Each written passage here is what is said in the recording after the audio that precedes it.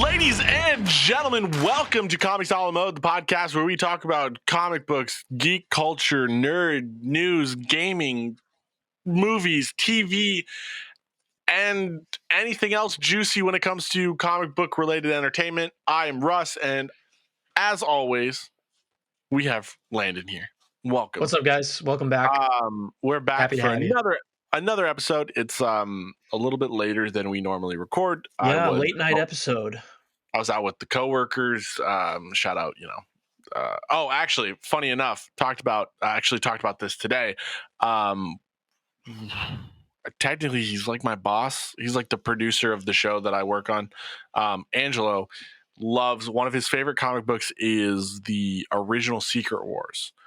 Ooh. And so he said, hey, if you ever decide to like read that on your podcast and like talk about it, I want to be a guest. I want to be a guest on it because I love. Whoa, we got Russ's boss coming on the podcast soon to talk Secret Wars. That's crazy. So I told him, I said we are swamped with TV, but once we have some downtime, which is coming up, which we're coming we're coming out of that busy TV season, man. We got some stuff to talk about. Definitely want to do that. Shout out Angelo, shout out Jess, shout out Mitchell, shout out Russ's coworkers. Smokey. That's good. Funny enough, we've been playing Fortnite recently, and one of the skins in Fortnite right now, dude, Fortnite put me in the game.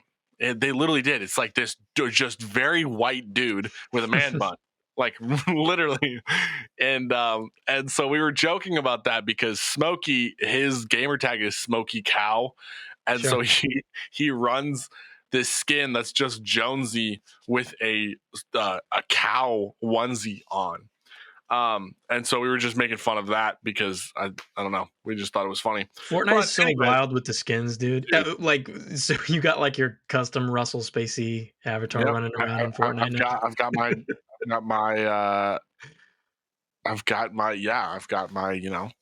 custom Fortnite skin. But anyways, hello and welcome. We got a lot to talk about. We got the finale of She-Hulk. We've got the finale. Dude, I know you're about to go off on Rings of Power because we got episode 7 to talk about, and we have the big finale. Big finale, dude.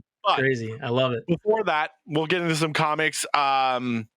I didn't pick up much today. I still have not picked up Daredevil. I know you read Daredevil for the first time ever. For the first time ever, I'm the one not caught up. I'm ahead. I'm caught up and on my shit right now. What I will say is the one comic I did read today, because I have a subscription on with Amazon, so that Comics a la Mode just charges me and sends me the thing on digital, is Nightwing. The Tom Taylor run of Nightwing is one of the best runs of a book in comics right now. It is absolutely amazing. Tom Taylor understands the character of Nightwing so much, and he does a great job. Nightwing and Batgirl are together, and it's been a will they won't they. Honestly, like think of it as like the way Marvel treats Spider-Man and Mary Jane. It's been a will they won't they kind of thing, and they are finally a thing, and it's just, the art is fantastic, the story writing is amazing, and big reveal was that apparently Rick Grayson just popped out of nowhere, which like a year ago, what ended up happening was KG Beast in the issues of Batman shot Nightwing in the head, and Nightwing survived. Oh yeah, we got into Nightwing spy era. He was called Grayson or something. No, that's the wrong era. That happened 2 years before. He's had multiple head injuries. Yeah. He was Grayson. He went back to Nightwing, and then he got shot in the head and became Grayson. You're not talking about the same thing. You're talking about two separate head traumas. No, he didn't have. When he became Grayson, he didn't have head trauma. It was because I thought he had like a scar on his head or something. It was because of Blackest Night. They revealed his identity to the world, and so he couldn't be Nightwing anymore. And not so Blackest Night. Year of the Villain. Yes, you're right. Year of the Villain. I know Blackest Night. Blackest Night is my jam, dude. I know Blackest Night. Year of the Villain. Year of the Villain. They killed Nightwing, essentially to New 52. Yeah. So, dicey. Dude, I ever show yeah, you this, by the way? So Rick Grayson is already back. What? Sorry, I while you were talking about Nightwing, I don't think I've ever showed you this piece that I have on my shelf. It's like I think it's a Rebirth Nightwing. Nice. Yes, But yeah, Rebirth Nightwing was great. That's a favorite in my collection. He's so random too. I don't have anything else up there that kind of goes with him. I've got him next to some Arkham City figures, but yeah, that Nightwing is sick. Love that thing. But yes, if you guys are looking for a DC book to pick up, Nightwing is so good. It is very much currently right now, actually. So Alfred Pennyworth is dead. If you've been covering if you've been up, if you know anything about comics right now, you know that right now. Alfred. What we found out is that Alfred had like squirreled away all the money that he made from the Waynes, and essentially became a millionaire by just saving it, putting it in a fund and saving it, like putting it pennyworth savings, dude, a savings account. And when he died, his will was that he gave it all to Nightwing. So it's funny because Batman in his book lost all of his fortune. Yeah. And now Nightwing gained, he became a millionaire. So he became essentially the next Bruce Wayne. It is such a good book, lighthearted, really like a lot of heart in this book. It's very action packed. Very light. It's just very it's such a good book. Dude, I know you love Tom Taylor, man. It's weird for me because like I'm only reading Zdarsky's Batman, and Nightwing has shown up to fight Failsafe quite a bit in that book, depending on where that takes place in the timeline. Because in that book, Batman's on the back foot, right? And we know that he doesn't have his money, and we know that he's being framed for killing Penguin and all that. It's funny to think that Nightwing just is flush with cash while Bruce is just in the worst state of his life. Well, it's cool too because Nightwing has had such a renaissance recently with DC's event right now, Dark Crisis, which essentially the Justice League is dead, which is always funny when they do events like this where the Justice League dies, but then you have books like Batman going on and they have to make a note in the book that says, hey, just FYI, this happens before Dark Crisis or whatever. Yeah. It's always the dumbest thing. Like, guys, stop doing this. Like, because the Justice League is dead, but then they get defeated by Failsafe, or is it the other way around? Who knows? But who really knows? What I will say is it's cool because in Dark Crisis, Nightwing has turned into a leader, has become like one of the leaders of it. Yeah, and that's really cool to me. Again, dude, Dick Grayson is one of the best characters in comics. He's one of the best legacy characters in comics. For sure. He is, to me, he is very much like one of the best legacy characters on par with the sad part is Winter Soldier, I would say, isn't as big of a legacy character as Nightwing, mainly because he just hasn't had the right writers to know how to write him. I would agree. Yeah, Nightwing is way bigger than Winter Soldier. Nightwing has always had writers who have like, hey, you know what? I don't entirely understand this character, but I have this really cool idea that I'm going to do. And like that, it worked. Sure. It worked. But yeah, speaking of comics, so I am caught up with all my stuff, and I did get a chance to read The Amazing Spider-Man issue 11, which I think we talked about last week a little bit. It was either in the beginning or at the end of the episode. But Hobgoblin's back, which was cool to see. So we got Roderick Kingsley and Ned Leeds. Last episode I hadn't read it yet, so I got caught up with that. I liked it, and I liked how Osborn is kind of once again out in the open and kind of airing his dirty laundry out, and he has like a mob boss meeting with Roderick Kingsley, and then Hobgoblin shows up, and there was a panel in that issue where the glider just sliced these goons up. And you can see their arm getting torn off, and like the glider bisected one of these Kingsley goons, which is insane. So that was cool. Also, dude, I have a question for you. Okay, so I think it was the AXE, the Axe event, the tie-in issue for Amazing Spider-Man, when Peter sees Gwen, right? Yeah. There's a part of that issue where Kamala sees Captain Marvel. Am I supposed to believe that's Kamala Khan? Is that Miss Marvel? That's Miss Marvel. So she's the intern there? She's the intern, yeah. They actually made How did I not put that together? they made that clear. I think the last issue, or like the Really? issue that, yeah, the issue that he started Wow. working there. They actually made it clear that like that was Kamala. Oh, see, the Captain Marvel thing was like, okay, I think I get it. But like I've been on the fence like what is going on, so that's interesting. I like it though. I like characters, sharing spotlights in different books and things. I also read Daredevil's great. Zdarsky, I think Daredevil might be my favorite book right now, on par with Zdarsky's Batman, so both of his books are kind of competing for me in terms of the top billing there. Very good, very solid. And then we had two other books come out that I didn't read. I didn't even pick up Star Wars Visions. Hmm. I kind of lost interest in it, to be honest Dude, with you. And I'm the only reason I would pick up Visions is because of that number one issue cover. That's the literally the only cover. reason I would pick Yeah. it up. I think I'm gonna skip it. Maybe there's a Yeah, collected dude, issue like down the road, I'm but sorry, but I'm not like feeling it. unless it's a Darth Vader comic, unless it is the main Star Wars book that is actually doing stuff, and Mhm. or any of the High Republic stuff, I dude, And/or. none. I still need to watch that show, by the way, but No, and/or. also valid. Sorry.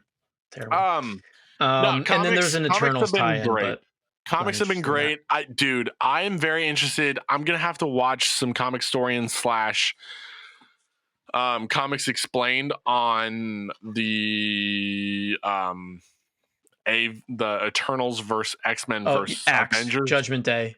Yeah, Judgment To be Day. honest with you, Because I'm very interested. I'm very interested in that because I've liked the tie-ins that I've seen so far. mhm. Um, but I don't understand the by whole. I don't know. Oh, because I picked up It is actually. confusing. It's That Kieran was the other. Gillen, and his writing is kind Kieran of Gillen. crazy, Yeah, but the other thing I picked up this week was I picked up the two most recent issues of Wolverine, which are both AVE Judgment Day um tie-ins. mhm. And that really love it. So that's the thing, is like I really love the tie-ins to this event. I think this event is really cool. I love the So tie-ins. it's kind of selling The you on the the event main itself now? event doesn't like it's yeah, it's been selling me, but the main event is very just like it's confusing as hell. It is. Every issue has me like scratching my head because it very much has huge implications for just the Earth in general. Like you got this celestial that the Avengers raised from the dead. What I like about the book so far is that it mainly just focuses on that celestial. Mm. I Yeah. haven't read an Axe issue in a while. I think next week is issue 6 that comes out for that event. I can't Mhm. remember the Celestial's name, but I really enjoy the commentary that we get from the Celestial as he's judging different people on Earth. I think I mentioned that Doctor Doom thing a couple weeks ago. True. All the Spider-Man tie-ins. He does that with just regular people as well. And throughout every issue of this event, Judgment Day, we've been following kind of everyday people, like in between the big splash pages of all the heroes, all the Avengers and stuff, and all the war scenes between the X-Men and Eternals. So it's like you have those big epic things, but then it really kind of comes down to earth and focuses on these smaller people, right? The ground Right. floor, which I love, which has been great.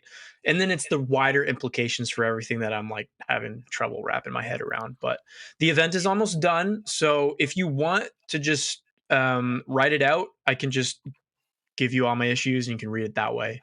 Yeah, Um, I think the most interesting part to me, and this is the part that has gotten me the most excited about this event, is because this celestial is judging these characters, you dive into their history in a way that really digs at the core of like Absolutely. of these Hmm. characters, and that I think that's the biggest reason I've enjoyed the tie-ins that I've read, which have Very been much so. Spider-Man. Of Makes course. sense why I would be interested in that. Yeah, And they did a great job in that tie-in, really digging into that. for I thought that sure. was great. It was super And then emotional. it's super emotional. And It then the got me right in the Wolverine feels. tie-in, the Wolverine tie-in is just as emotional, but at the end of it, when you get to the end, it makes sense that Wolverine's just like, nah, dude, screw you. Yeah. Like, honestly, I'm gonna Talking to the find a celestial. Like, yeah, who are you to yeah, like, judge me? Like, I've been around, dude. I'm gonna find a loophole. And For literally, sure. what he decides is he's like, nah, you know what? Screw you. What I'm gonna do instead is I'm gonna kill you. And Yeah. that's his whole plan. And it doesn't work that way, but like that speaks to his character. It makes sense Oh, for his absolutely. character. You get an understanding of like, bro, I've been here, done that for so many years. I've killed people, and yes, I regret so many of the people that I've killed. But at the end of the day, I'm a better person now than I have ever been, and I I don't think will there's continue a to fight. And that's interesting to me. So I don't think there's a single character like in the Marvel universe who has a more epic and storied history than Wolverine. Like he's yeah, faced so many tribulations. He's faced the loss of like everybody in his life that he's ever cared about. I mean, the guy's like what 200 years old. All the stuff with Jean and Scott, all the schisms and the X-Men and everything. Dude's yeah, seen it all. Like a yeah. massive He's had multiple judgmental wives. celestial in the Arctic doesn't phase him. One of his wives literally became a villain. One of his Yeah. wives was Was it killed by Kimiko or the like yeah, Kimiko or something like that. Like like Yumiko? crazy past. Yeah, So yeah, all over the place. it's been a very interesting event. And once this thing fully comes to an end, I will end up reading the whole thing because I'm very interested to see Yeah. what the main event is about at the end of the day. You might end up liking And the it, art and it looked doesn't good. super focus in on the Eternals so much. Yeah, I mean, they're there and they're present and they're involved pretty heavily, but yeah, it focuses a lot on the Avengers and the impact that they have on the world and how they kind of police everything and try to yeah, calm the public as this everybody is seeing the celestial, right? Because he's judging everyone on Earth. And it's interesting we bring up the tie-ins because the past couple of weeks, that's what I've been reading. mm, So, and it's funny you mentioned Wolverine as well because he's actually currently in between all the issues. Um, the Avengers, the X-Men, everybody has tried and failed to take the Celestial out. And what their plan is right now is to send a small strike team of heroes inside the Celestial to kind of hit this. They're trying to Death Star it is what they're trying to do. They're trying to drop the proton torpedo down the reactor shaft, cause a chain reaction, kill the Celestial. But this cool strike team consists of Iron Man. And 2 weeks ago, I read his tie-in issue. right. It consists of Jean Oh, Grey, read her tie-in issue. yeah. Um, I really want to read I that Iron think Man tie-in. Makari That's great. and Makari and God, I can't remember the other one. Two Eternals. Mister Sinister's there. Wolverine's Like, there, and I think there's one more. But nice. yeah, Iron Man, Jean Grey, and Makari have each gotten their own tie-in series as they've been inside the Celestial. Because as they walk through the Celestial and try to get to where they're going to kill this thing, the Celestials putting them through trials. So we got to see all of Iron Man's past, all the big moments in his comic history, and have him fight those demons. We got to see Jean Grey and how the Celestial uses her moments with the Phoenix Force and in the X-Men and all the trials that she's gone through. So it's really cool seeing the Celestial really challenge these characters in different ways. And I won't spoil like what happens with all this because I really don't even know what the aftermath or what the end game is here. But and there's varying degrees of success all over the board. So yeah, when it's over, I will give you my issues. You can read it, find out for yourself. I have a feeling you might I'm like it. down. No, yeah, yeah, I'm down. One of the biggest things that I've struggled with events at the end of the day is that they don't feel like they have any lasting effect on any of the characters. It's one of the reasons I actually like DC events more than I do Marvel events because Because they're DC big industry wide changes, yeah, because DC the feels reboots. like when they do an event, it's like, hey, this is gonna have repercussions for this Yeah, character down the road. for sure. Future state, yeah, it was set in the future for a lot of these characters, but at the end of the day, um, it was like, hey, this could be a potential future for these characters, and I thought Mhm. that was really cool. Um, Marvel, on Yeah. the other hand, they do all of these events and never changes. They're So kinda what I tame. Like, some are better than yeah. others, and So what I some will last say longer. so what I It's will true. say is I enjoy events like these where there are tie-in issues that are allowed to focus in on that psychological element to certain characters. Yeah. And so that's one thing is like again, most of the time tie-in issues are the most useless thing in an event on the planet. And it actually Mhm. pisses me off because most of the time like there will be something really important in a tie-in issue that it's like, dude, that should have been in the main book. Like, what are you Yeah. doing? Like, that 'Cause doesn't once make you any get sense. back into the main issues for the event, it's like, "This thing You're like, you happened, read missed it in this," something. and it's like, Yeah, "Wait, you what?" missed something. Exactly. You missed And something. actually, when I went to the comic Perfect shop. example. Perfect example. They did that with freaking King in Black, and it pissed me I missed that off one. because King in Black was one of my favorite. Like, again, Donny Cates, that whole Yeah. event came out of Venom.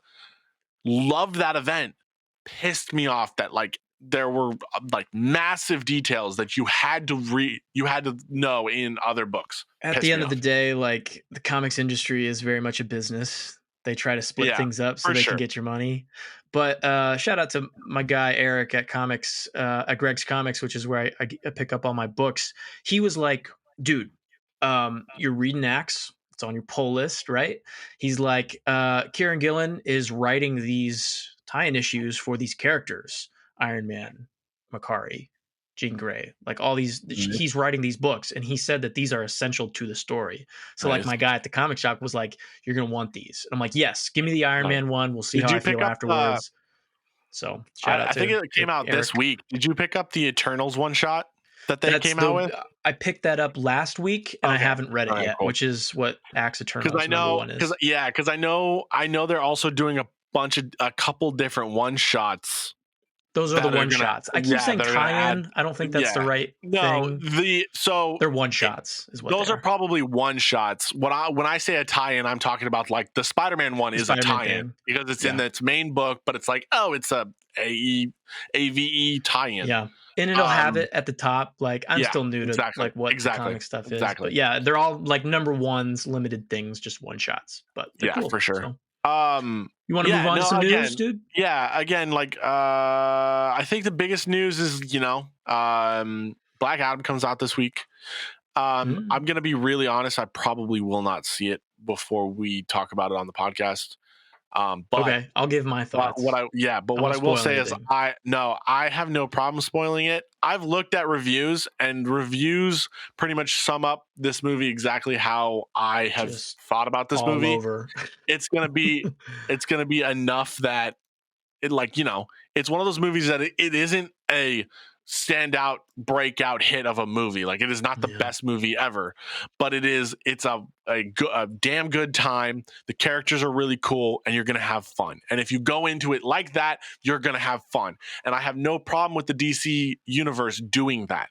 Yeah. I don't care if a movie that is superhero related is the best movie ever. I just want to have fun, and if it makes sense. And again, this is The Rock. DC is using The Rock as a, hey, we're going to build. This is how we get the DCEU back on track. So let's do it.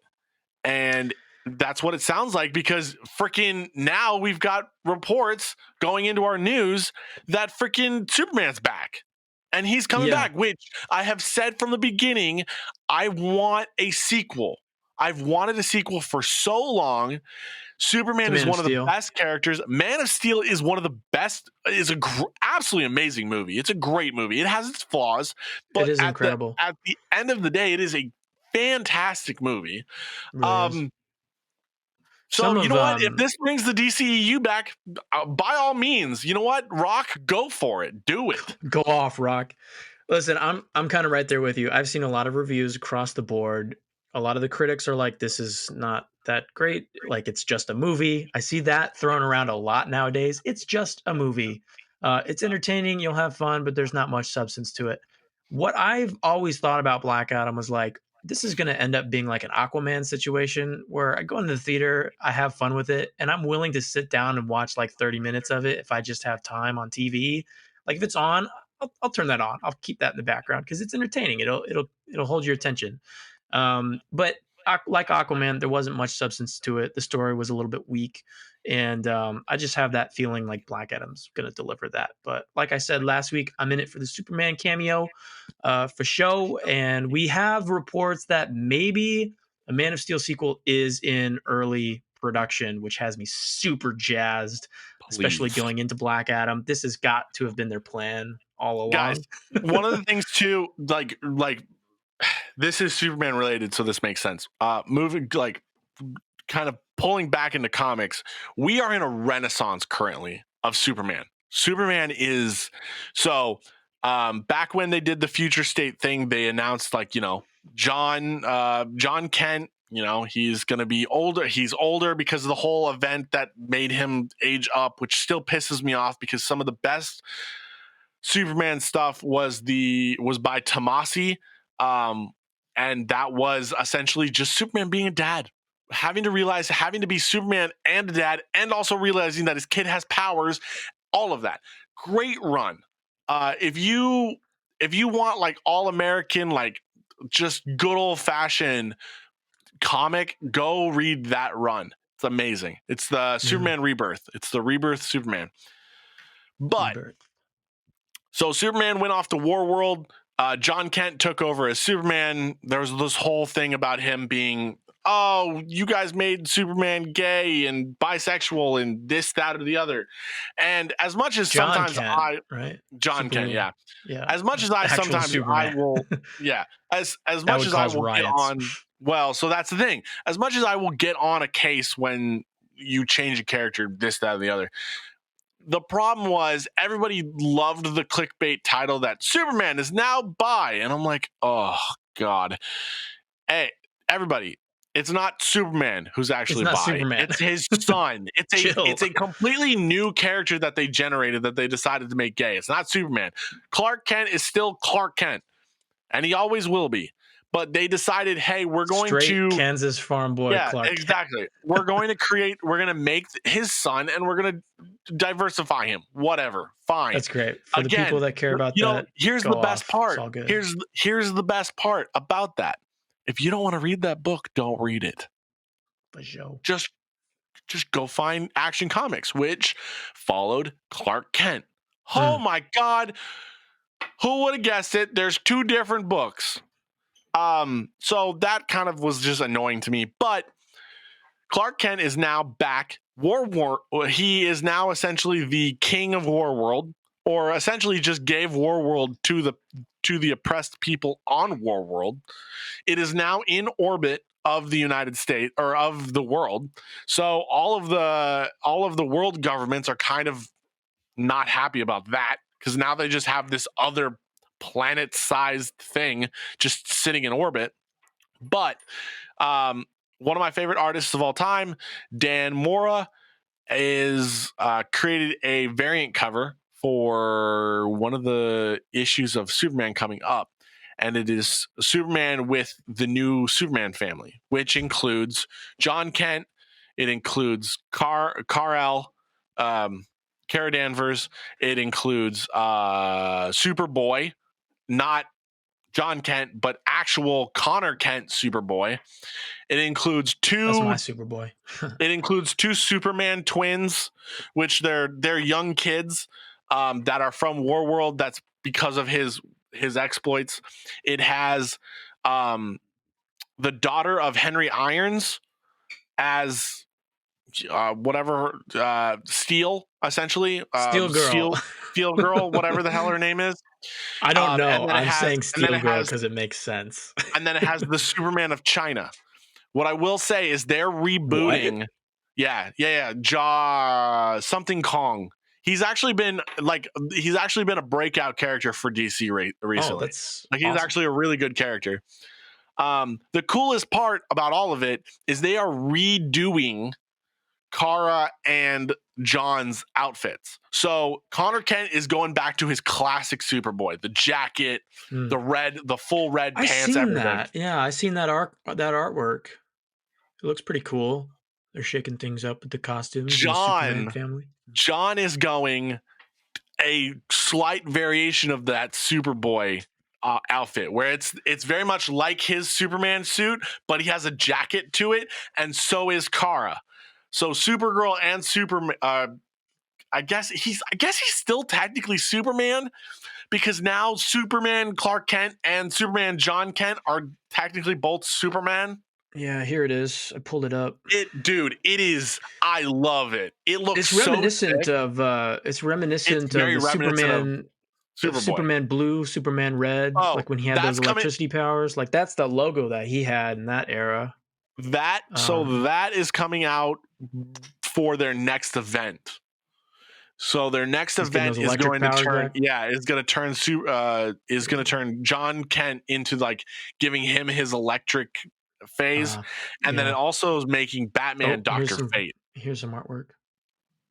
It's also making Batman. It looks like they're doing that. I like Supergirl's costume. That's pretty cool too. That's a classic Superboy look too. At the end of the day, Superman is a badass character, and it pisses me off that so many people feel like they need to gender race bend Superman to make him relatable.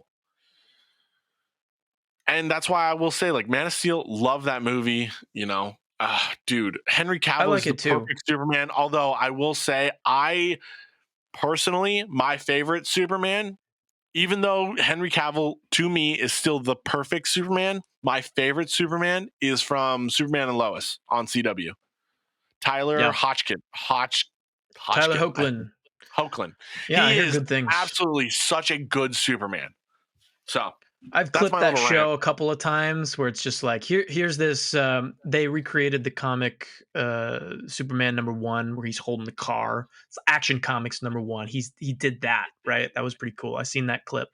The other thing about this is Walter Hamada is out as the Warner Brothers DC lead. Warner Brothers merged with Discovery recently, and they're shaking things up in the executive department. And Walter Hamada is famously known for pretty much kicking out Zack Snyder, wanting to phase out the Snyderverse stuff, axing a lot of Snyder's ideas, shelving, I think it was Ray Fisher's Cyborg film. Like he was involved with a lot of that. So Hamada did a lot of damage to the DCEU in the film department. He's out now, and of course, DC has been looking for somebody to replace. They're looking for their Kevin Feige, right? That's been in the news for a while. True. But since he's out, today was officially his last day. So hopefully that means we're kind of coming into a DC film. See you never. Get there, Hamada. We don't need you anymore. Put the Rock in charge, and let's shake up the hierarchy of the DCU once more. No, please don't. I saw an article the other day. I saw an article the other day that with The Rock as Black Adam, he's trying to turn the DCEU into the WWE by giving the Superman and him a beef. And I'm like, I get that. Listen, I get it. He's a tough guy to say no to. He's got a lot of power in the industry because he pulls in a lot of money. He's got a lot of fans. He's got a following, right? The dude was going to run for president at one point. I know that he's since pulled out, but like he's got ambition. And he's huge. Like he's a hard guy to say no to, but I don't want him running things either. But, true. That when it comes said, to, I don't know if you've seen it. Did you see the Titans trailer for season 4?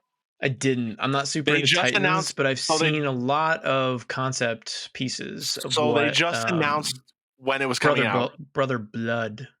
So they just announced when it's coming out. It's coming out November 3rd. So we're almost there. I'm super excited. Again, the kid who plays Dick Grayson, I love. I think he's a great Dick Grayson. I think, honestly, if at the end of the day, I think if DC wants a Nightwing film, they need to just grab him. Or I would love to see Dylan O'Brien. I think is his name. I would love to see Dylan O'Brien as Nightwing. I've always been on the Dylan O'Brien chain. That's my other Nightwing idea. Or someone that is more Romanian, has more Romanian ethnicity because of Nightwing's background with the circus and gypsies. I think that would also be cool. That would be very cool. That would be really cool. It looks cool. You want to just kind of lightning round? Yeah, no, we'll just go because there's a couple trailers that we can go through. Titans looks cool, coming out November 3rd.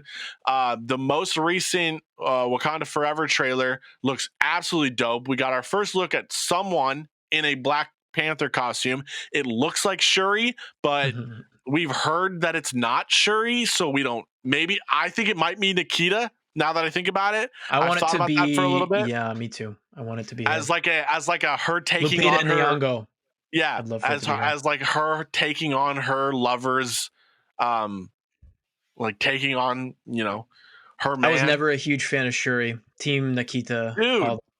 Stop it. Shuri's dope. We got to look at Ironheart. She's dope. Have you seen that Target trailer that's going around? The Target promo where she's trying to build her suit and then she goes and shops at Target as if you could build an Iron Man suit out of supplies from Target.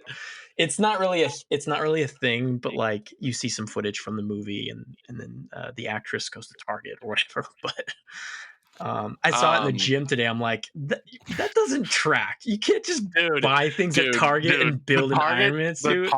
The Target trailers, like all of those types of trailers, whenever a Marvel movie comes out, don't make any sense. Yeah, they never have. No, it's not like canon or anything. I just thought it was funny. And then we got plenty of like wing-footed Namor, which I think is cool. I love that they're diving into that. Yeah, they're going for it with Namor. Of Namor. But the big trailer that came out 2 days ago, or yesterday, or maybe it was today. I think it dropped yesterday. Yesterday. Yesterday was Tuesday.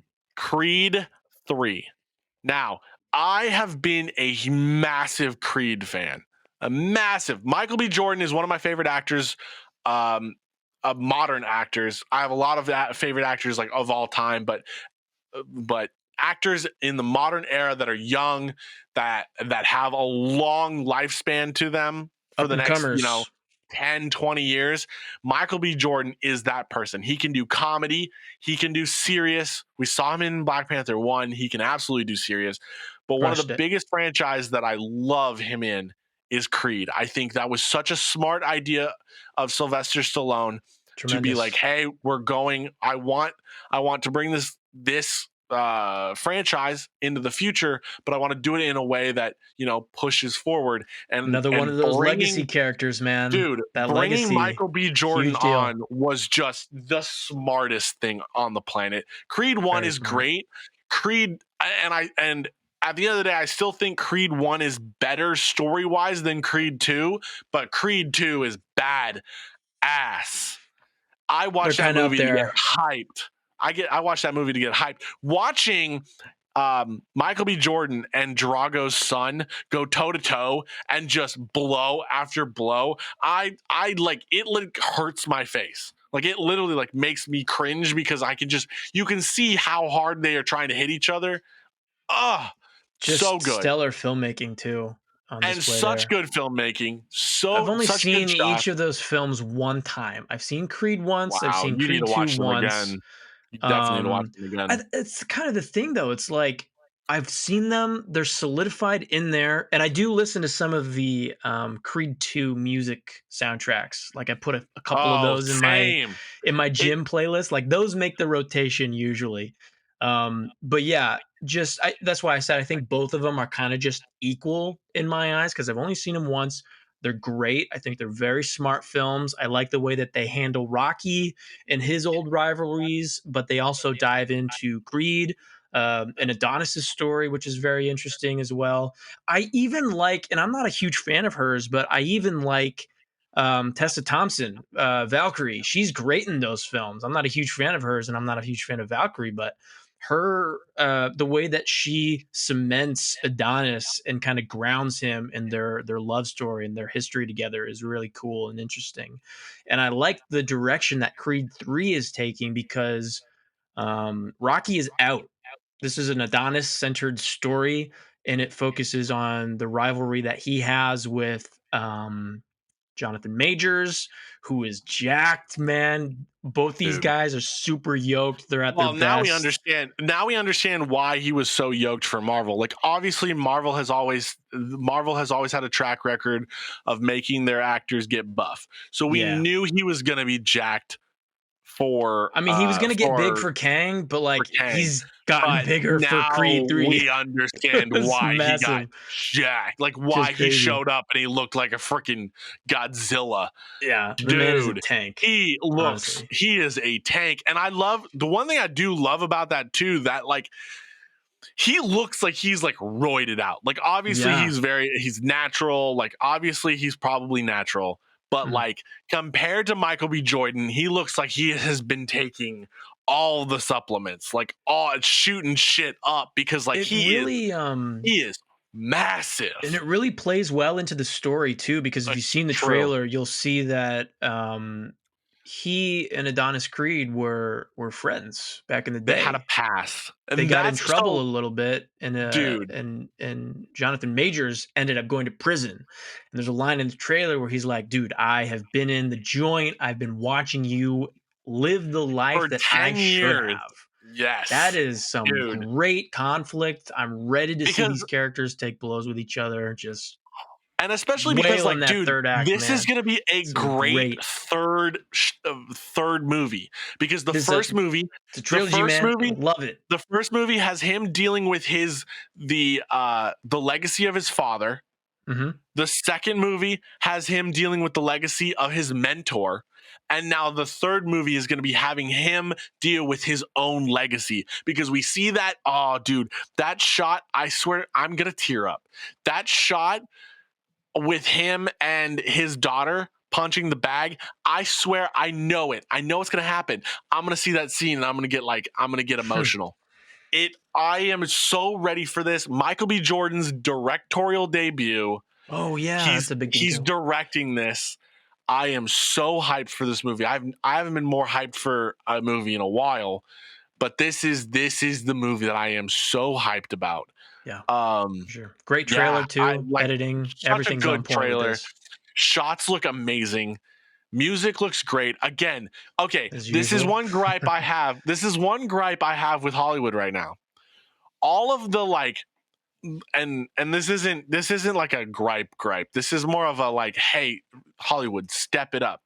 All of the like movies that are headed by like African American casts and everything have the dopest music, the Oh, yeah. absolute dopest music. And it's like, Yes. Hollywood, can you step it up? Although I will say Elvis is probably the one that I loved. I've loved Elvis the was good soundtrack. too, but, like, I've that loved the infusion soundtrack of of African Elvis. American music in there too, like, Exactly. Elvis Infusion, borrowed a lot of like things from that you guys genre. have like Hollywood needs to start infusing rap and rock and all of this music into movies more because it is so badass. You know what I'm a Oh, big fan of? And somehow I don't see a lot of people really being on board with this concept, but yeah. putting modern hip hop and rap songs in old period pieces. Quentin Yeah. Tarantino, I'm looking at you, man. You do this a lot. And I love it. Obviously, Django Unchained kind of is what put it on the map for me as a concept. Like we Dude, have well, Rick perfect Ross example. rapping while horseback, we're in the country out west, Django. The That all works for Elvis. me. They did the Elvis did it a Doja lot Cat. too. They did the Yeah. Doja Cat with Nothing But a Hound Dog. Like Hound Dog. Like that was It's called such a good, Vegas. yeah, It's such a called good Vegas. mashup. Such a good and like perfect example. Another one I will say, Gary something Jr. did a version of Come Together by the Beatles, but it was a rock version, and it was in the trailer for Justice League. Not just One of my Justice League, but Justice League. yeah, but It was in still the one of my OG it was Justice League, which such is a awful. good dude, It such is a a great song. good song. That also makes the gym playlist That rotation quite a bit. bass, that bass. Oh, okay, all right. Yeah. But that's news, guys. We got to get to these shows. We're already 45 minutes in, and we haven't even gotten any of the shows. Let's talk She-Hulk because I want to geek the frick out on Rings of Power. But okay, I've talked to a couple people with the She-Hulk finale, and this is a finale, folks. This It is is a something, isn't finale. it? This finale starts as one thing, and by the end of the episode is something completely different. we get a giant fourth wall break to the point that literally the show like backs out to like the home screen of Disney Plus, and for a split second I thought I had accidentally hit something because I accidentally sat on the remote.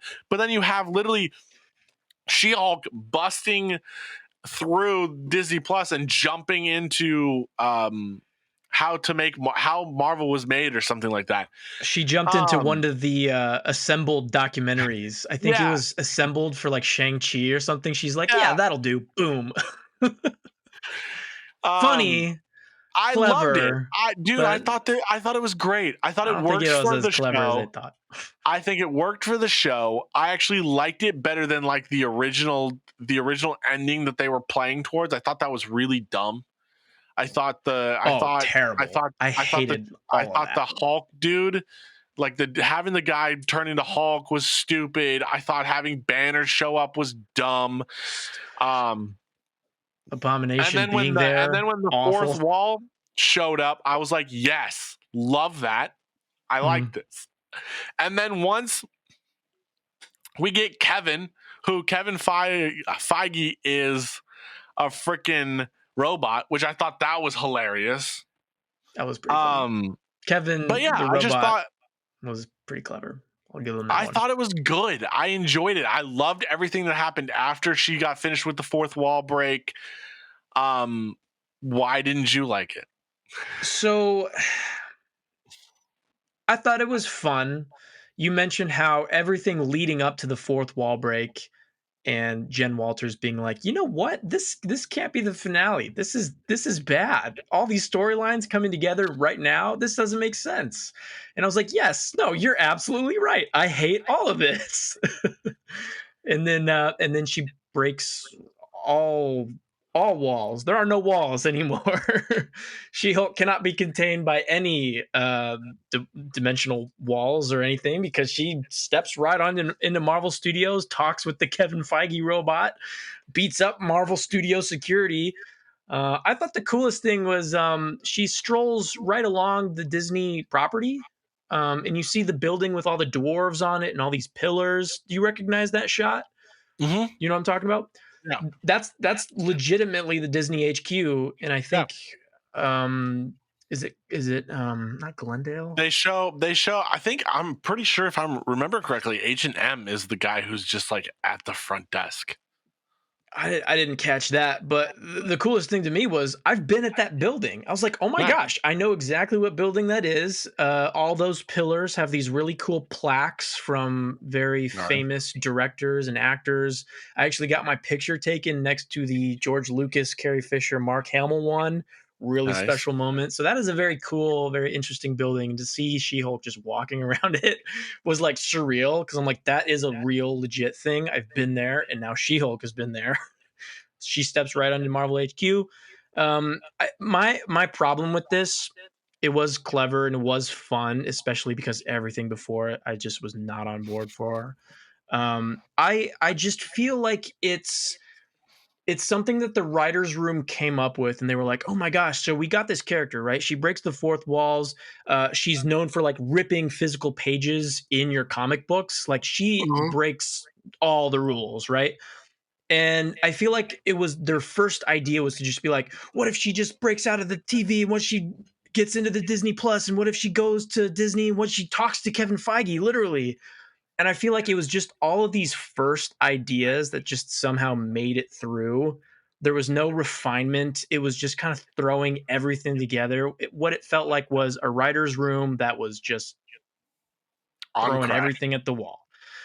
There was no refinement. And I love when we break the fourth wall. Works for me with Deadpool. It worked for me in the She-Hulk series. I just think this is a bit too far for my taste because something I like about breaking the fourth wall is like you can just write it off as Deadpool's insane. Maybe the gamma radiation is having a weird effect on Jen Walters. Like you can write it off in story. There is absolutely no way to explain within the MCU how like, Jen Walters goes to Marvel HQ. It doesn't work for me. It's obvious she knows that she's in a show. Like literally, that's why she breaks the fourth wall with the whole, oh wow, next week is the finale. Oh, okay, And that Cool. all works for me because, like, if Tony Stark, a very normal, sane man within the MCU, if Tony Stark or Cap were to be standing next to Jen Walters and Jen Walters does a fourth wall break, Right. they'd write it off as, oh, she's kind of unhinged, right? Right. How am I supposed to believe that Tony or Cap would You're visualize not. in their You're not. world how She-Hulk goes? I can't wrap my head around that, and You're not, because they don't I care think it's anymore. just a bit too far. They've literally said, hey, after Endgame, we are gonna make this shit as comic booky as possible. So honestly, when we break the fourth wall, it's not gonna. There's no in character, in world explanation. It's just For gonna sure. happen. So My I think like that's the my only thing. one caveat is if this is an isolated incident and if this kind of shit just happens in the She-Hulk stuff, cool. I'm game. Do whatever you want. Yeah, Go that's balls exactly to what's the gonna happen. walls. I cannot be seeing this kind of stuff pulled in like an Avengers or other Yeah, that's projects. Like yeah, there's that's they're not no gonna they're not gonna do that. rationalization for that. That's They're not going to do insanity. this. They're not going to do this level. They might have, in an Avengers movie, they might have She-Hulk like look at the camera and say something like she Yeah. does in the rest of her show, which Yeah. is fine. That's But cool. they're I'm good never with going it. to do this. They're never going to do this in that. Yeah. They know that is one thing that this finale makes very clear is they know exactly what they're doing with She-Hulk, and they know they can't get away with it in any other show. I would hope. That is one thing that I will say. Like it's becoming more and more obvious to me that is in fact the case. Mhm. So I would say don't worry about it. Like it's not gonna just you're not gonna get an Avengers movie where she's like, yeah, you know what? Screw this. Oh, everybody dies. Nope, screw it. You Jen know, just she pulls the rewinds the just like freaking just goes movie like and this. No, yeah, it goes like this and pulls the rewind, the whole timeline button up and just crazy. hits the rewind button. It's She's not just gonna do wild. that shit. I would just say Um, like, don't worry about it. I do have hope for the future of the MCU because I like the fact that they made Armor Wars a movie. I think Marvel has learned kind of from its That fan actually base. scares me. I like how they've kind of realized, okay, a lot of these shows are kind of too much. Let's try out this Mm. special presentation format with just an hour chunk of time with this character. I like Right. that. That's a great step. And I think they really need to focus back on the movies. We had our fun with the Disney Plus series. She-Hulk going Oh wild is kind of well, the fun. focus is coming back. We need to dial Wakanda it back Forever, and really start focusing Wakanda on quality. Forever, Wakanda Forever is going to be that first one. Yeah, I have hopes. I think so too. I think Wakanda. I think they know that was the case. They've been trying. I think the biggest problem that I've had with Phase 4 is that it really was one of those things where it's like, hey, we don't want to start another 10-year saga right after we finished one. Mhm. But the problem And I is would have they been were cool so with like a focused. 1 to 2 year pause. They were Hit the so brakes, focused. let us Yeah. marinate. But they were That so would have been fine. focused on that so that when they had projects coming to fill in that void, those projects didn't feel like they were moving anywhere. They just Mm, felt like they were there. yeah. And now we're finally at a point with Wakanda that it's like, okay, this is what the future is going to look like, and this is the start of what the future is going to look like. And that's why I'm excited. I think honestly, at the end of the day, She-Hulk was a great ending. I think She-Hulk was a great okay. All right, I finally. think it was a good Let's move somewhere. endpoint It's for also like it's like the a trial start almost. a trial period. Yeah, I was gonna say I think She-Hulk is a great endpoint for the Disney Plus experiment. Right? Yeah. What can we do on this platform? What can we get away with? What will the fans respond to? And I think they have their answer in that because we've had 2 years of like 4 Disney Plus shows a year. We've gotten different types of content with like WandaVision trying out different formats of television in their series.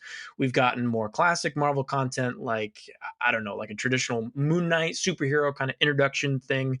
And then we've had balls to the walls chaos like in She Hulk. And it's been a testing ground for these new characters. I think they're learning from it. I think they're going to adapt their strategy a little bit and hopefully focus on the films. Something else that happened in this one was Daredevil came back. I love it. Yeah. Love seeing Daredevil again. It was nice to see him show up. I think And be happy in the end, you know, the little picnic I that the love family had. the I love how they interact. I think those characters work really well together. I think the actors work really well together. Yeah. The chemistry is great. Dude, Um, chemistry is off the I charts with Jen Walters and so Matt Murdock. the Astronomical. biggest issue that a lot of people had with this episode was that next scene, Bro, which don't even say has his name. which has Give me PTSD. Bruce Banner show back up, and he's Oh. like, "Hey guys, I know I've been gone for so long." Which again, I have to figure out what the freaking timeline of this show was because I don't remember. He wasn't gone that long. No. And then he steps aside, and Sakaar is there, his son, which Scar. I thought Yeah. was Scar. You're right. Sakaar is the planet, Scar is the Scar is the kid. planet. You're right. You're right. You're right. It's You're right. confusing. Which I thought was really cool. Now this gets into something, and it just pisses me off that people are this retarded. And I know hold that on. I know that I'm not supposed to say retarded, but it really I don't care feels about saying retarded. I'm just, are you calling me retarded? This is my problem. actually, kind of, honestly. All right, Get let's talk about over Scar. the hair. Get over the hair. I can't. Also, I refuse. No. Hold on. So actually, I looked into this, because I saw an article that was talking about this. Mm-hmm.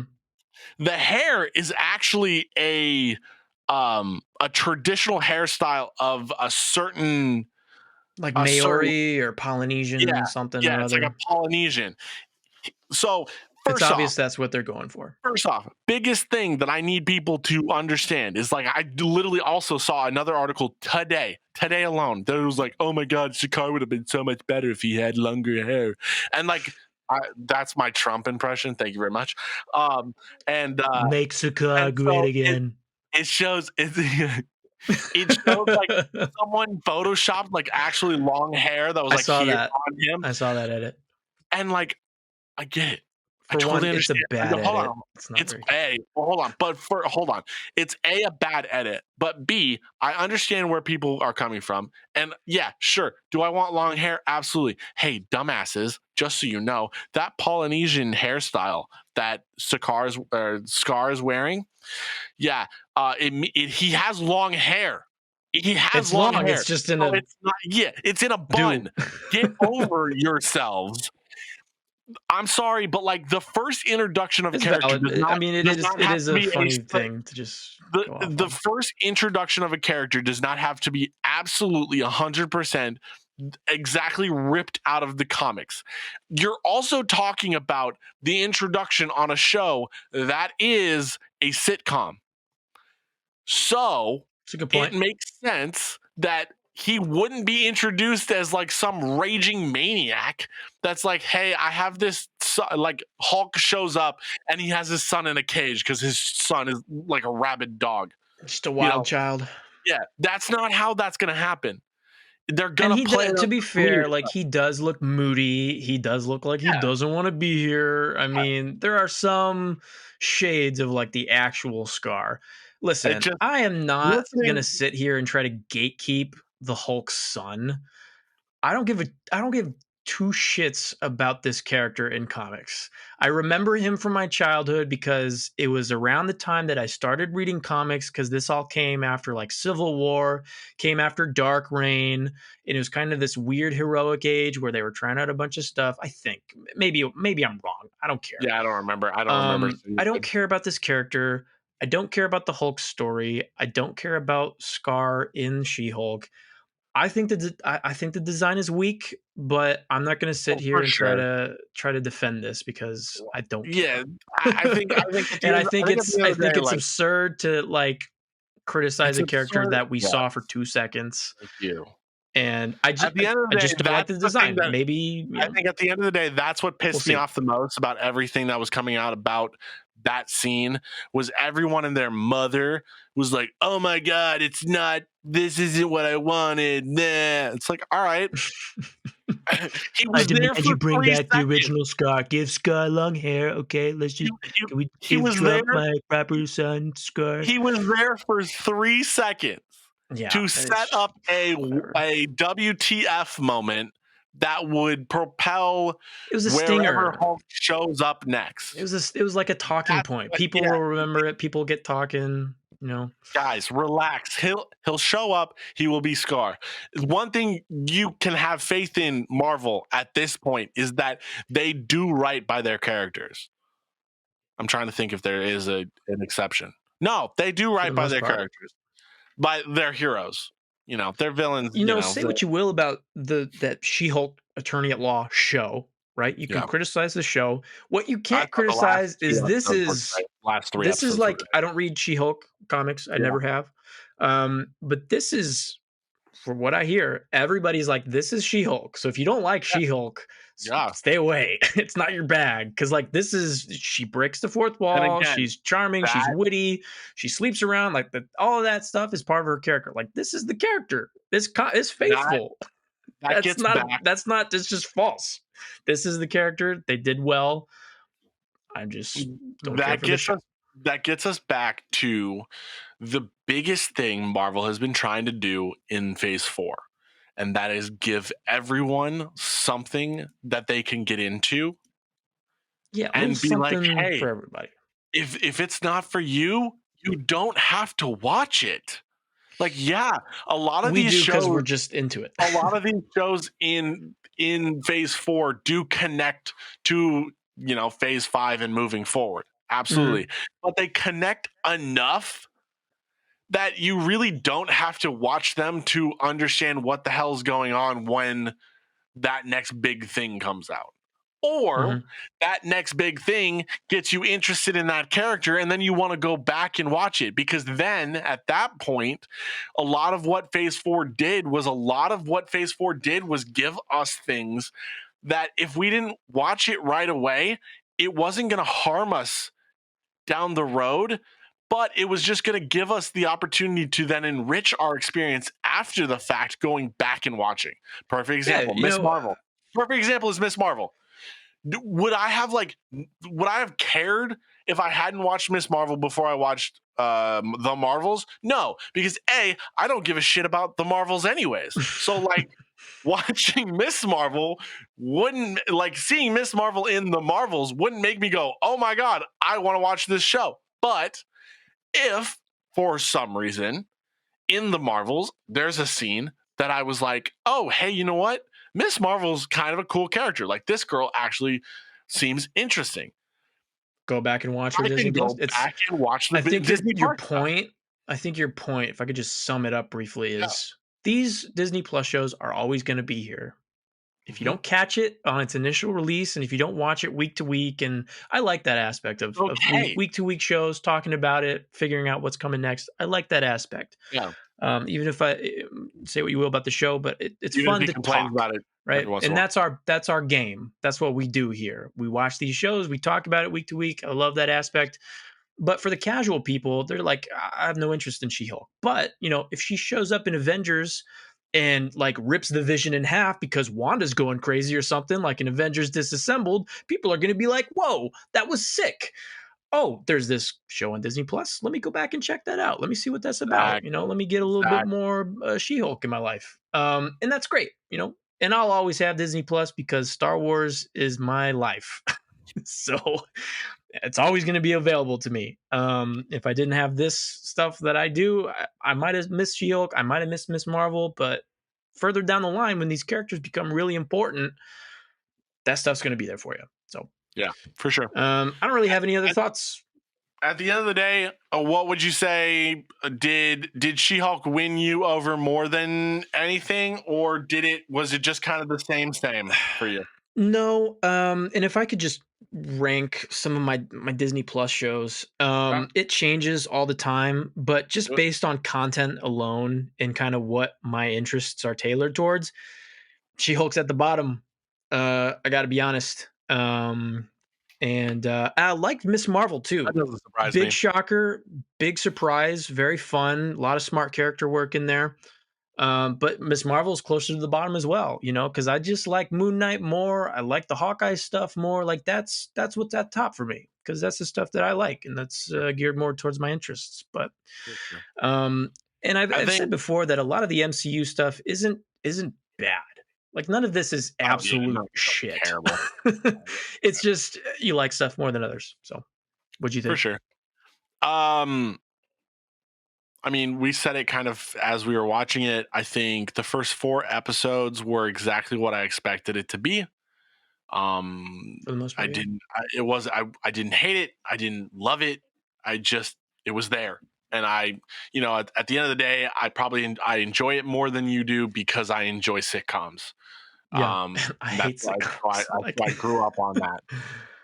The last 4 episodes, though, actually very much surprised me. nice, I nice, was not expecting it to actually like, oh, I actually like episode 5.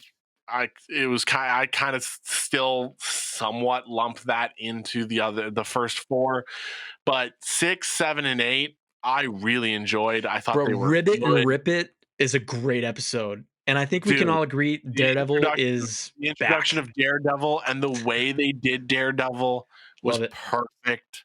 Loved it. Loved Yeah. the interaction between him and She-Hulk. Like it couldn't have been better.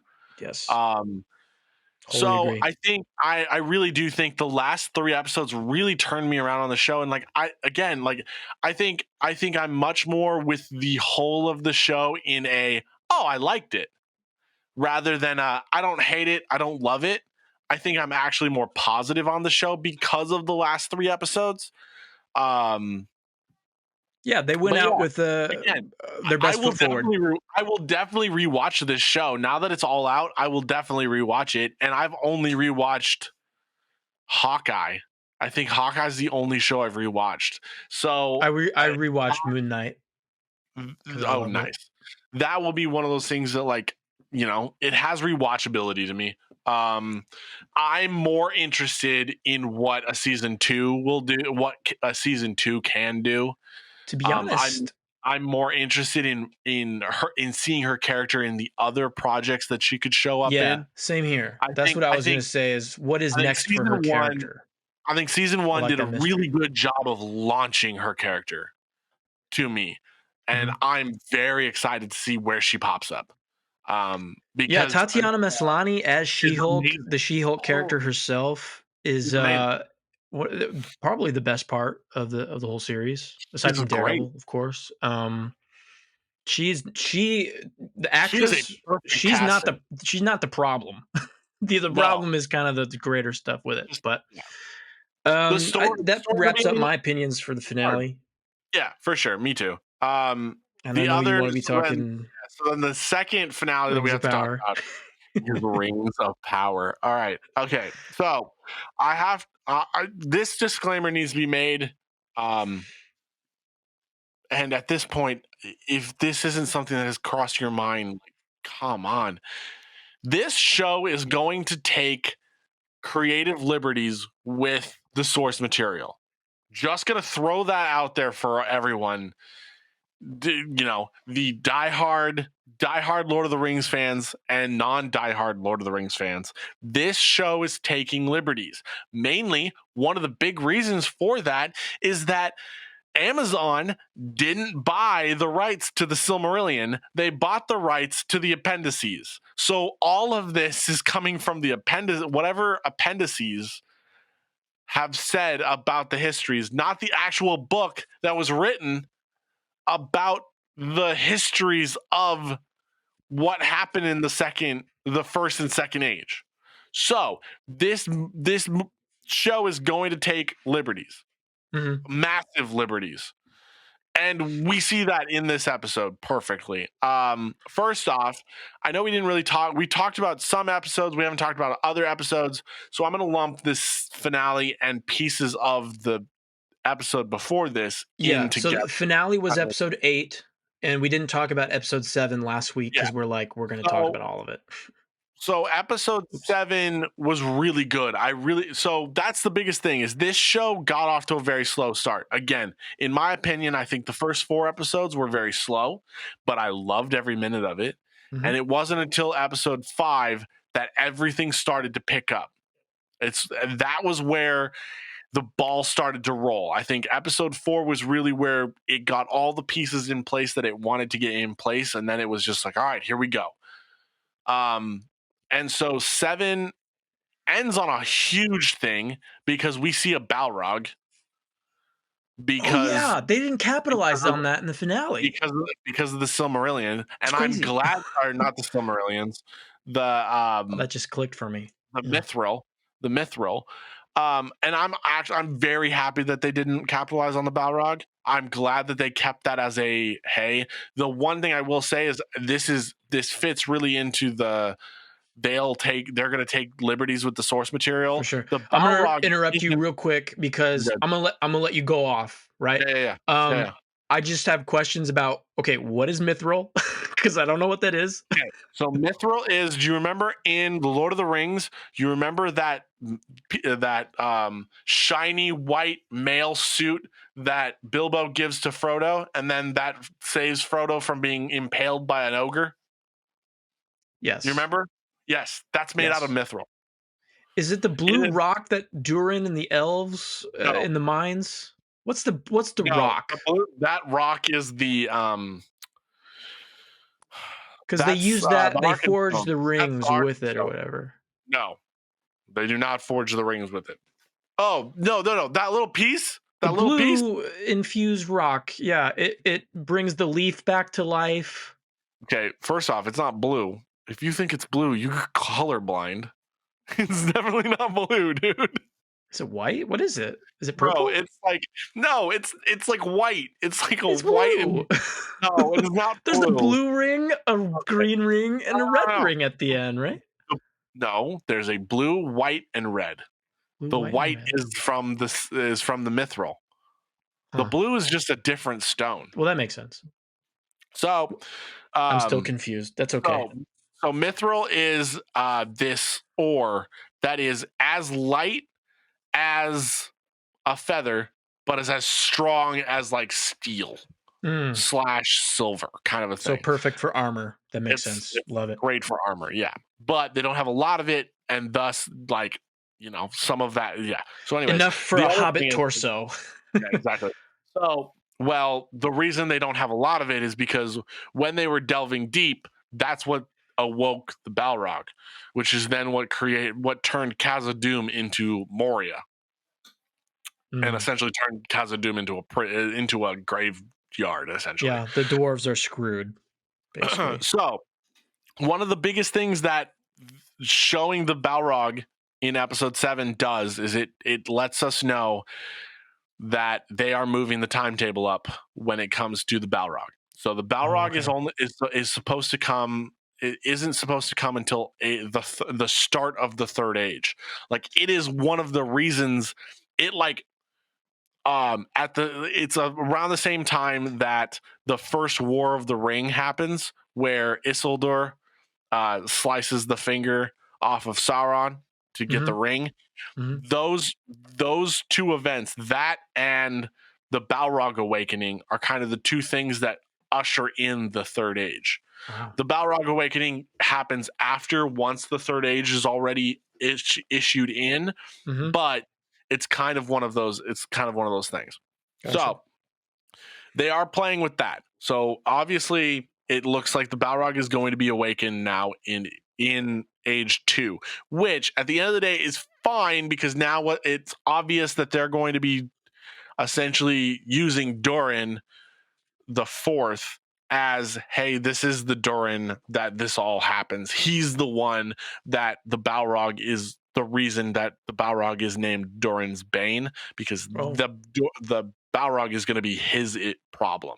And Durin, Uh, forgive me, Durin is, the dwarf king or the or dwarf Prince. that I'm talking about the Prince. right, he's got the African American wife, and, Yes, he's friends with the yes. elf that, That's Elrond? Durin. Yeah, that's Durin the fourth Okay, with that's and Durin. Okay, gotcha, he's best friends gotcha. I like that with storyline, and I like their little Elrond. banter when they're Durin when the they're third doing the is the mines. king. Durin the Gotcha. third is the king.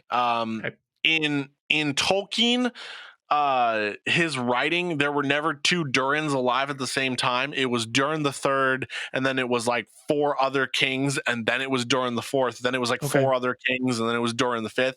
So they've made the choice that hey, we're gonna have these Durins kind of be like, hey, Durin is like a name passed down, which is Dude, it fine. totally works because we It get the works. cool father-son dynamic. I love the scenes Exactly. with with the dwarves and all that Exactly. drama that It went down. works. It works in a lot of ways, and I have no problem with it, so it's Yeah, fine. it's cool. I like it. So it's going to be very interesting to see what happens with the Balrog moving forward. But then we get into there's not a huge ton of things that happen in episode 7 other than the Balrog during the fourth. Prince Durin. Excuse me. Hold on. Prince Durin gets essentially excommunicated, and Elrond gets thrown out. Mhm. And the Yes. Numenorians also then pledge that they will be coming back to Middle Earth. So that's kind of Which those are the is kind of the bad for big. them, right? Because don't all Well, the that Numenorians get no, wiped that out? yeah. So that is interesting because her making that we will be back is kind of like it's kind of like doom ridden because what I Okay. think is going to happen especially in season 2 is I think the reason the Numenorians are going to be coming back to the shores of Middle Earth is not just because hey we regrouped and left We're and back. came and are coming back to your aid. I feel like they're coming back because their entire island just got sunk. Well, yeah, remember the Queen's dream about that huge wave that wipes all that out? That was a very expensive CGI shot, and it can't have been for nothing. Well, yeah, it's more a idea of is this going to happen in season 2 or is this going to happen in season 3 because Same thing this with the show Balrog is like, what's the time frame? When are they going to yeah explore that? this show has been ordered for 5 seasons, so Holy crap, that's we news to are me. They've we ordered are getting 5. we are getting 5 seasons out of this Isn't show, that like $5 billion? very excited about. So So, that's my thing that I that's was gonna say is, something very important happened in episode 7 that we're forgetting, Russ. My girl Bronwyn, the healer, is revealed to be alive. Praise the gods on that one. She's great. what do you mean revealed to be alive? We knew she was alive. Well, no, because Thea Oh was yeah, going around like, "Is my mom dead?" She got the like volcano. You're crushed right. by You're right. You're the right. fire in the bars in episode 6, That's and the we other didn't know if thing. she was You're right. alive or dead. And then they enter the tent, and My mom, bad. they turn around and she's all there. It's a big So emotional moment. yeah, I love that. while I you know, love her. She's great. while Durin and while Elrond are dealing with grumpy dad dwarf, and the Mithril, Hmm. we have Mount Doom blows up, and so they're figuring Bro, the out. Southlands are Currently, screwed. what we believe is that freaking Isildur, no, Elendil is dead. Wait, And is it? Isildur, right? No, Both of them. no. Wait, no, wait. Elendil is dad. Elendil's alive because we see him. We're literally hanging out with him that whole episode, like half of Yeah, that episode. Isildur is supposedly dead. I don't think he's dead. I don't which can't actually be. think he's dead. It's Well, crazy. they're taking liberties with this show, so they could True. absolutely decide that he's dead. I just don't think that he is. I think I don't think they're going to get rid of that actor, but um, I think we'll see him pop up again very soon. I think season 1, or episode 1, of season 2, I think we will see him alive. Um, One of his because we followed those 3 boys from Numenor, right? And one of them is Isildur, and then he's got 2 buddies that are with him. yes, And I think and Isildur was the like, "Is he alive or dead?" And I think one of his friends died. And then there's just no, one, no, and then both there's the of them are dad. alive. Both of them are alive. Both of them The other are? one is doing the other one is doing something. Oh, okay. I The missed that. blondie is doing something. Yeah, I just don't remember what he's doing. I can't remember gotcha. where he Yeah, is. well, the big question mark Um, is Isildur, and yeah, that's gonna exactly. be important later on. Um, so yeah, so then episode 7 is essentially the whole time. The biggest thing about it is that uh, Galadriel takes Halbrand back to Eregion, and Ooh, so what's then up with they Halbrand?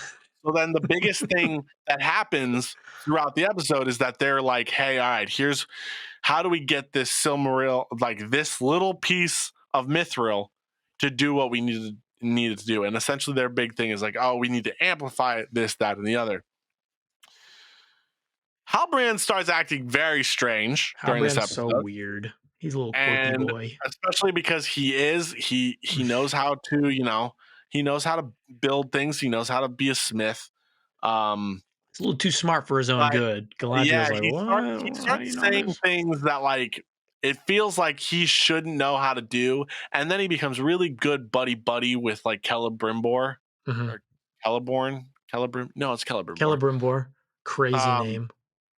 and so what we find out, because Galadriel is getting suspicious, so Galadriel is like, all right, I'm gonna get the freaking the family. I'm gonna get the Oh, we lost connection and then gained connection again. That was weird. Hopefully that doesn't mean anything bad for our Yeah, recording. right. I'm gonna get the family. I'm gonna get the family stuff and look at his lineage. Right. Well, Yep. she gets the scrolls Get the and she scrolls out. realizes he is not who he says he is. My What man we find out, is and this is another big. It's a step away from the source material. Is Halbrand is Sauron. Halbrand is Sauron. Sauron.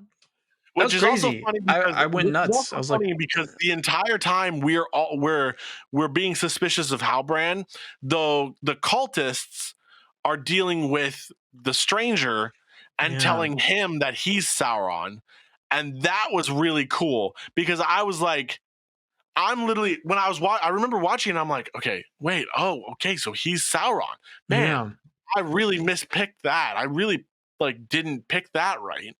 And then as I'm starting to see Halbrand, I'm like, no, I'm pretty sure he's. So then in my head, I'm thinking they're both Sauron. It's gonna be like They split up the power so that one yeah, person wasn't it's gonna be like too more that's why the powerful dude than the has other. amnesia. That's why it's like that's the way Sauron is going to kind of slip under It's the like radar. Hildebrand or Haldebrand, whatever his name is, had like the physical body and the strength of like the human side of things, and then the stranger kind of had the mystical magic abilities. True. I like that So theory. Like if the two of I them were was very just separate interested. sides of Sauron, but Yeah, that's not what we got. that's not We what got happened. Hildebrand being the big guy. Halbrand fully committed Hildebrand. to, hey, I am Sauron. Yeah, And what we find out is that the cultists realize very quickly that, oh, this dude is not Sauron. yeah. And they call him Astari, which means wizard. Ooh. So he is a wizard. There's a Hey, ton of yo, little wizard drops to who Harry. he is. Um, He says a couple of I don't lines know that if are he's specific Gandalf. to I really want him to be Gandalf. I don't I think he's think Gandalf. to I me, a here's casual, he's Gandalf. here's what I think. Here's what I think might happen. He Yeah. might be one of the blue wizards because one of the blue wizards Tolkien never gave names, I don't and even know he who blue literally wizards write are. he literally wrote them as yeah, they went off into the west and disappeared.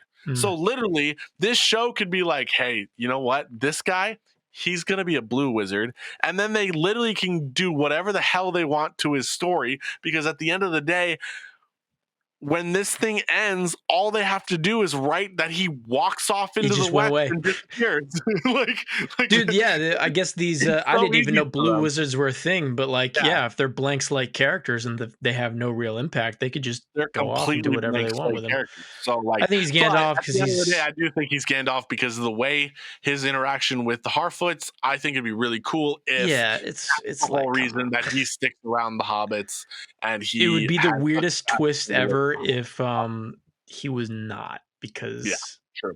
It's true. like I recognize like, oh, there's a Gandalf reference. Boom, there's a Gandalf reference. Oh, he said the line or whatever. Follow your nose or whatever. Like, come on, dude. So one of the things, so the biggest, so this is why people are kind of upset about the change in source material when it comes to Sauron, is because Sauron at this point in time was masquerading as an elf, None. Now, like the show showed, he did become friends with Celebrimbor, and actually, with Celebrimbor, made all of the rings of power. He made all of them with Celebrimbor.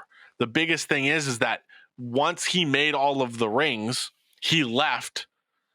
Sauron became known as Sauron. Like, people were like, "No, wait! Oh my God, that's Sauron!" He left, went to Mount Doom, made the One Ring. Yeah.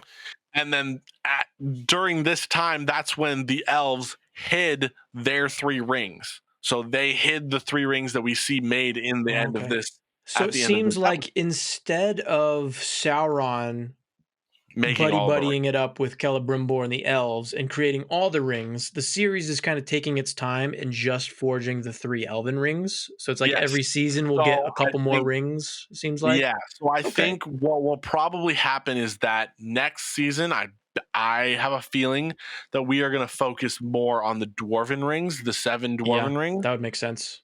Especially with the And Balrog being awoken and everything. How and many rings so do the dwarves get? So the dwarves have 7. So 7. it's 3 Okay. for the elves, 7 for the dwarves, and 9 for The realms of human, men. Yeah. the realms of men. One ring to rule them all. One thing I will say, and I think then, because then I think we're gonna get. This is what I think is going to happen. Season 2 is going to be Dwarven Rings. Season 3 is going to be Men, the Rings of Men. Season 4 is going to be the creation of the One Ring, and then That'd be season sick. 5 is going to be the culmination of everything. Mhm. I feel like that's where we're So going with that this. third age you were talking about, like, we'll see Isildur cut off the We'll see. finger of Yeah, Sauron and we'll everything, see the end leading of up the to Lord of the Second Age. Rings. We'll see the end of the Second Age. We'll see like essentially the battle of the One Ring. That first battle is going to Hmm. be the end of the Second Age. So that's Gotcha. what we'll get at the end of season 5. Cool. Hopefully it gets added to more, because I think that would be really cool to see moving forward. But that being said, Let me oh, give biggest my thing here. thoughts real quick. Oh yeah, for sure. So everything up to episode 6, because I Mm. think I updated last week and said, like, I skipped 4 and 5. I watched 1, 2, and 3. Started off with a You can go bang. back. Episode 1, fire. 2, 3 kind of fell off for me. I skipped 4 and 5. I came back at 6 because Mount Doom erupting had me intrigued. True. 7 and 8, the finale, banger, fire, Yep. great. I love the Yep. reveal of Sauron. I thought that was super clever. I had no idea who Halbrand even was, and then I'm like, holy crap, it's Sauron. And then, it had that the dream sequence where he was messing with Galadriel's head, and I liked how she was like, "Get out! You're being my brother. You're not my brother. He's dead." She was trying to get Sauron out of her head. Mhm. That final shot of Sauron walking up to the Southland, seeing Mount Doom ablaze, has really bad implications for the world. I thought that was a great shot. 6 was great. 7 was great because it just is the aftermath of Mount Doom erupting. I love seeing our heroes humbled and losing and kind of on the back foot, which is why I'm really digging Zdarsky's Batman. And I like seeing all the Southlanders really try to save themselves. And you have orcs running free now that they can in the daylight. It ups the stakes. It makes everything just that more dangerous. I like seeing everybody kind of get separated and then having to come back. And then the finale kicked it off with the creation of the Elven Rings, which was awesome. I love seeing the Elvish smiths get to work, fail a couple of times, try to figure out the process and how to refine this this ore from the mines. Um, yeah, these last 3 episodes were solid. I have issues with the writing here or there, but it's just very isolated. But the greater story wide implications are very, very cool. I haven't been this invested in Lord of the Rings since I watched the Lord of the Rings a couple years ago for the first time. But yeah, man, everything after Mount Doom erupting and sort of leading up to it too. Episode 6 through 8 is just amazing. So I had a great time with these episodes. Very much so looking forward to season 2 now. Especially because you Dude. reminded me of the Balrog. Like, I can't believe I forgot. there's Yeah. so much stuff happening in the finale that I was like, oh, the Balrog didn't even come about. That's Well, and crazy. that's the thing is like I They think teased it and then it didn't come back. So the we got to Balrog see is what's going to going be on there. the Balrog is going to be cool because the dwarven story makes sense that it's leading to that. Yeah. It's leading And to especially with a king that, it's leading to Durin getting greedy. yeah. I mean, they're It's sitting on a it gold is mine, and the fact that he's just like, nah, seal up the mine. I'm like, dude, what? You are screwing yeah. yourself over big time No, right no, now, no, man. no, no, no. Because at the end of the day, no. Because that's what's going to keep the freaking Balrog asleep is sealing it up. Yeah, I mean, we know that, but they don't know that the Balrog is down there. it's actually delving too deep that awakens the Balrog. So Oh, that's the issue. okay. So so the king is actually being smart, but obviously Durin the Fourth is not going to Mm, listen to his dad, yeah. and it's gonna happen, which I think is gonna be very interesting to see. Dude, For again, casual, I was like, it's high risk, high reward. I mean, I know they were wary about going too deep, but like that's a lot of that freaking powerful mineral that you got down there that sure. can bring Also stuff back true. to life. Also true. And especially when it's Um, tied to the fact that Durin the Fourth is trying to save his friend. That yeah, is also it's also very interesting. yeah, Dude, I'm okay. very excited. Again, guys, this is adaptation. Adaptation comes with changes. This if you want exactly how Tolkien wrote it, there's this thing called the books that he actually wrote. So go read those. It's one of those things that like you have to be willing to accept things are not going to be exactly how you want them to be. And at the end of the day, it's ramping up to be this is going to be a great event.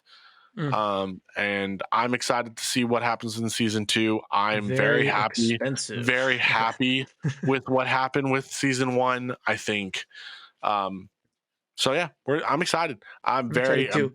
I'll tell you what, very I'm gonna skip Andor yeah, you're good. because we're sitting at a minute 32, and I Yeah, an think hour and that is good. 32.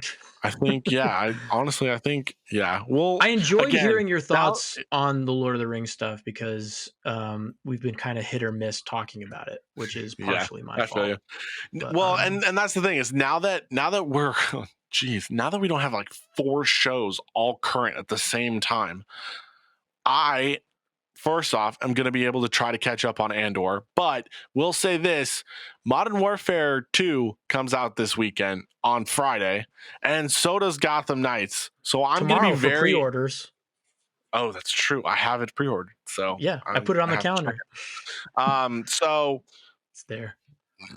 oh, excuse me. So I'm going to be in a very video game mood.